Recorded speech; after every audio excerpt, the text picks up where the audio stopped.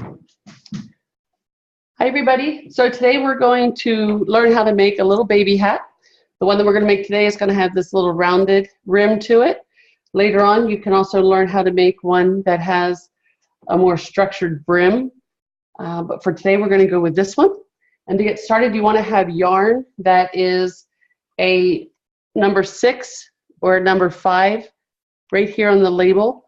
It needs to be soft because it's for babies. If you find one that's a little scratchy but real pretty, don't go for it because it needs to be soft for the babies. For babies, it also needs to be machine wash and machine dry. And typically something that's acrylic is usually a good idea. You also need to have your loom. If you happen to be using a set, you can use the smallest of the set, or you can buy these individually and it says that it's for babies. With the loom comes the hook, comes the needle, the plastic needle, and then you'll also need something to measure with, and then you'll need scissors. So to get started, I took my yarn and I already rolled it up in a ball, and I put it in a container or something so that it doesn't roll all over the place. And what you're going to do is you're going to get started by making a slip knot. How do you make a slip knot? You start by crisscrossing the yarn and pulling it through the loop. It's that simple. You would put it on here, and that becomes a slip knot. So how did I do that? Take the yarn and you take it like this, cross, and pull it through. So it makes like the letter A. If you have trouble doing that, don't fret. Just go ahead and tie it onto this little anchor peg, and you'll just need to take it off in a couple turns. So once you have your slip knot on there, you're going to start with the 2 pegs that are on either side of the anchor. And you're always going to start within the center of them and wrap under and over. Go to the next peg and go under and then over. Next peg, under and over. So you end up having this under-over slide to it.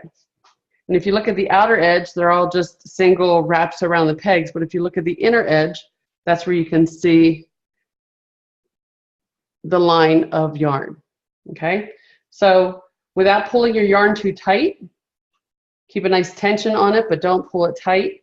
Just kind of loop it around there. I use my left hand fingers to pull the yarn down the peg. I happen to be right-handed. If you're left-handed, just flip it over.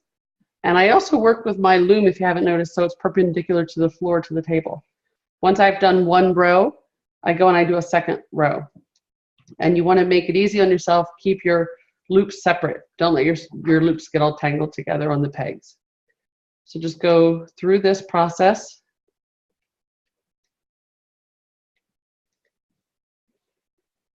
And when you get to every peg having 2 loops on it, just pull it back through, right to that anchor.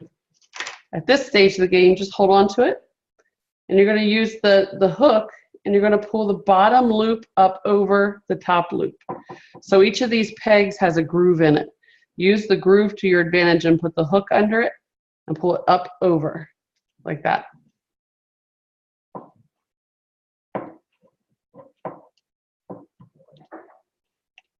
And so you just go under, over, under, over. And this is how you know that the tension of the yarn is not too tight, because it's not a struggle to get that yarn over that peg. I use the groove, I use the hook of the angle of the hook, and I use the top of the peg to just pop it right over top. Once you have a full row done and each peg is finished, you push them all down and you start all over again. Starting at the center, here's the anchor, here's these 2 pegs. Start at this one, go under, over, under the next one and over it, under the next and over it, okay? And again, you'll see that the inside has, it's hard to get to, it has all of these solid yarn pieces here, whereas here it has just the outer loops.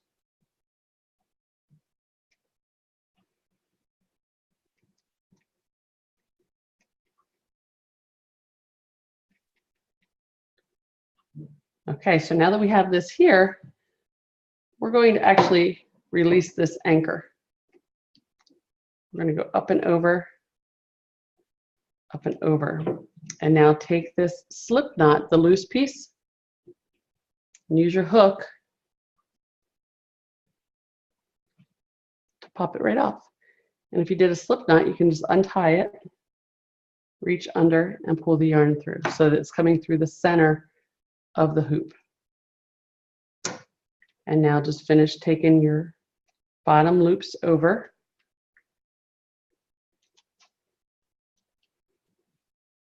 And I will come back in a couple of minutes with a little bit more done.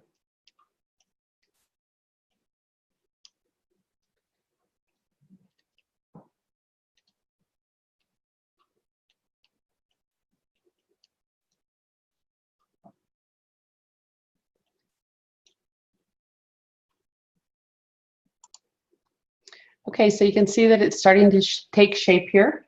This is the weave that you're making. And you can see here that the little end is rolling up, and that will become the brim of the hat. So continue going. You want to keep going until you have about 6 inches from the top. So you need to go about that much longer. And just continue doing what you're doing. I've already wrapped these around and did the anchor. So keep going. One thing that I did want to show you was how to use that anchor as a way to hold your yarn once you finish wrapping it. So let me finish these little loops here, and then I will show you what I'm talking about. Some people have asked me how long does it take to make a hat. It all depends. If it's this size yarn, this thickness, the 5 or 6, and once you get used to it, you can make a hat in about a half an hour. If you use a thinner yarn, it takes a little bit longer. But here again, here's the anchor, and you go under, over, all the way around.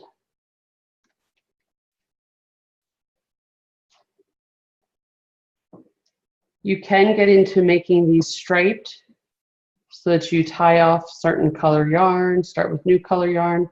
Quite honestly, I'm only able to do straight lines, but that's okay. Maybe you're better than I am. So here's where you have this row is all the way around. You bring it down through the center, and I just wrap it around that anchor and hold it with my thumb. And that keeps it tight while I do these first 2 loops. And then I'm able to let it go. The anchor also keeps you so that you know exactly where you start and where you stop. And that keeps you from getting a spiral looking line on your hat.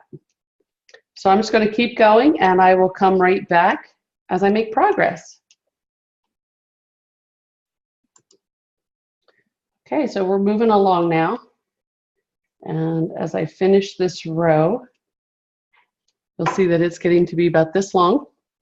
Once you get used to what you're doing, you'll be able to base the judgment of how long it is based on your hand. But until then, let's see if we can measure this. So take the top of your tape measure or ruler at the top of this, and you want it to be right about 6 inches. So I need to do maybe 1 more row, and then we will be able to tie it off. So bear with me for a few minutes here.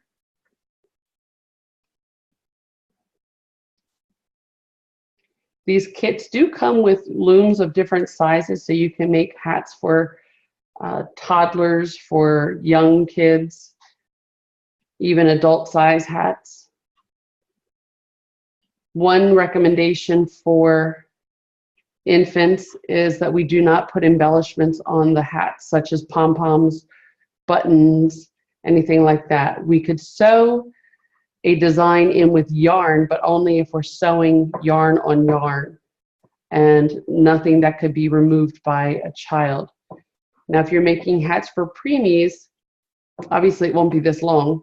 Preemies can actually take little endorments because they don't have the ability to reach up and take items off of their hats.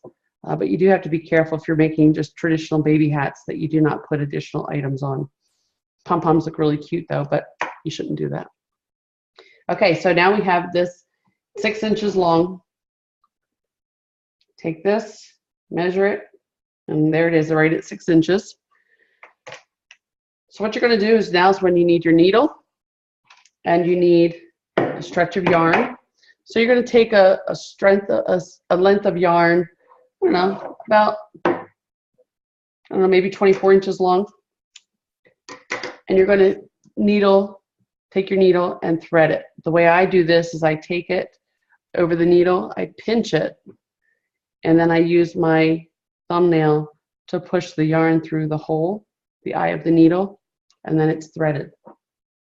What you're going to do here is, this is the step before tying it off and sealing up the top of the hat.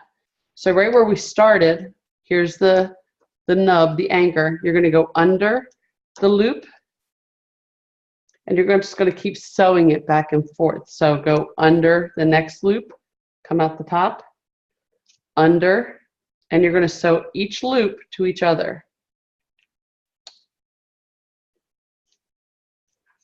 Again, with the tension on the yarn, doesn't need to be very tight because we're going to end up popping these off and pulling it closed.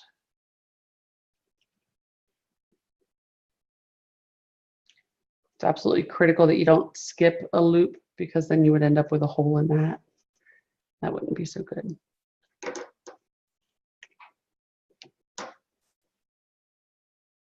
So again, use the groove of the peg up under,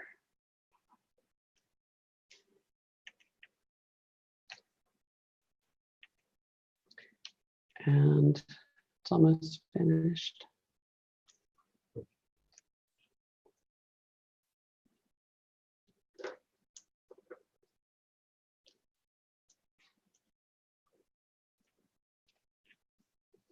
And here's where we started. So this was the last peg. So you want to finish off by going back into that peg number 1. Okay. Now you take your hook and you pop off every single loop. So there's absolutely nothing left on the pegs. It's going to end up falling through the center.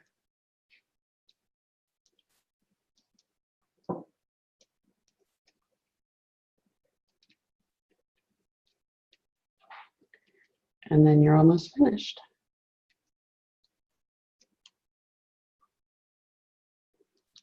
Feels funny to do this after being so careful with them. Okay, so there you go.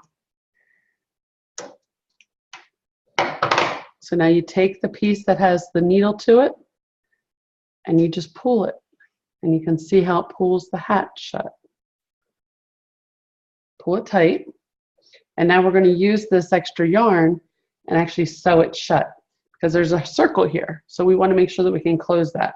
So just go into the hat and then turn the hat inside out. And again, we're going to pull it tight. And we're just going to sew this hole closed, going on opposite sides of the hole like this.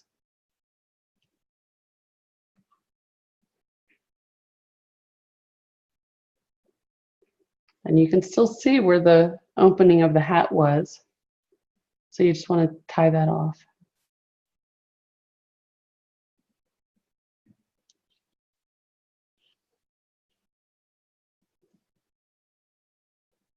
Take a look at it, make sure you don't have any gaping openings. And then you're going to tie it off like you would as if you were sewing on a button, how you would tie off with a needle and thread. I make a loop and I put the needle through the loop and I pull it all the way down to the base of the hat. Do that again. Take a loop, pull it through, loop through that, and pull it tight.